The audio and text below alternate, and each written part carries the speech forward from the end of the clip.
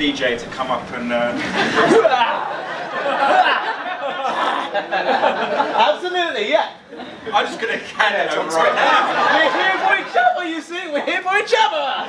Hey, hey. Thank you, mate. Thank you. Imagine you're a botanist and you've just discovered a remarkable new plant.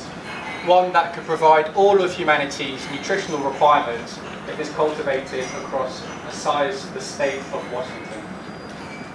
One that sequesters carbon and nitrogen at 5 times the rate of its closest competition.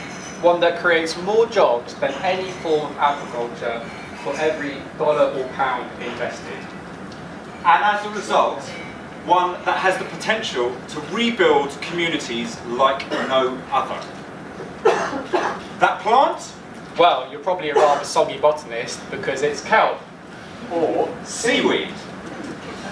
GreenWave is a US-based not-for-profit who've developed a zero-input and zero-waste aquaculture system as a means of sustainably farming a variety of ocean produce and thus giving back a level of self-sufficiency to disadvantaged coastal communities.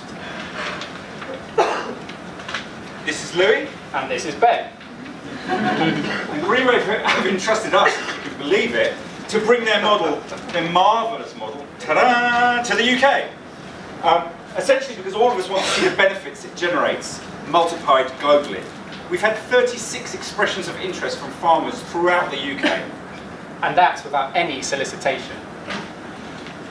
The seaweed is grown on ropes at equidistant intervals with cages below at different depths in which higher value shellfish such as mussels, oysters and clams are grown. The nutritious waste generated by the seaweed is an effective, sustainable fertiliser. Seaweed and shellfish seedlings are grown in a hatchery and either given or sold to the local community who've banded together to form a farm. Seaweed then gets grown, harvested, processed and then sold for a profit.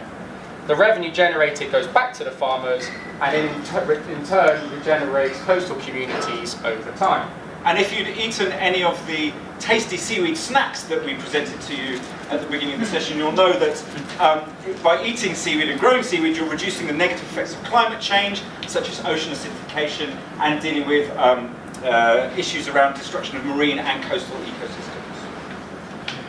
So this is Bren. This is the crazy central impetus of GreenWave. Brent Smith is a third-generation oyster farmer and fisherman who can't swim. Seriously, it's a tradition. If he's not, I'm deadly serious. Well, literally deadly serious. If he's not doing a TED talk, he's training up-and-coming seaweed farmers on his farm in Long Island.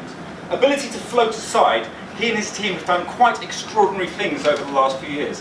They're now in 10 locations on both sides of the states, and they've got 15 additional farms in development. He's written the New Yorker, the New York Times, etc., etc.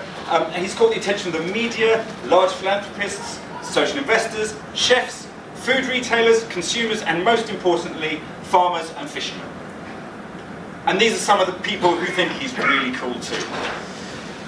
So, as of 2017, Britain's coastal communities are among the worst ranked parts of the country across a range of economic and social indicators, including earnings, employment, health and education, and the economic gap between coastal and non-coastal regions is growing. And so 5 out of the 10 local authorities with the lowest average employee pay are in coastal regions. And health problems are also more prevalent in coastal communities. Of the 20 local authorities in England and Wales with the highest proportion of individuals in poor health, 10 are in coastal communities. So, TFN funding of £6,000 would allow us to access an additional £3,000 of match that we've already secured, but that's conditional on us getting the £6,000 tonight. It would give us the minimum level of funding we think we need to support these prospective seaweed farmers. Essentially, we'd use this money to to tackle the single barrier that we've identified that's the biggest issue to getting started, which is licensing and permitting. We'd also use that money to translate the GreenWave US model to fit a UK ecosystem. And of course, if you give us more, we can do more. We also expect TFN funding will kick off a snowball effect, drawing in funding from other sources so that we can undertake all aspects of this initiative, from identifying suitable plots, getting test lines in the water, test seaweed in the water, liaising and supporting the 36 people who've expressed an interest, thinking about developing hatcheries, actually building the hatcheries, and opening up market development opportunities for the products, which is essential to the development of GreenWave in the UK.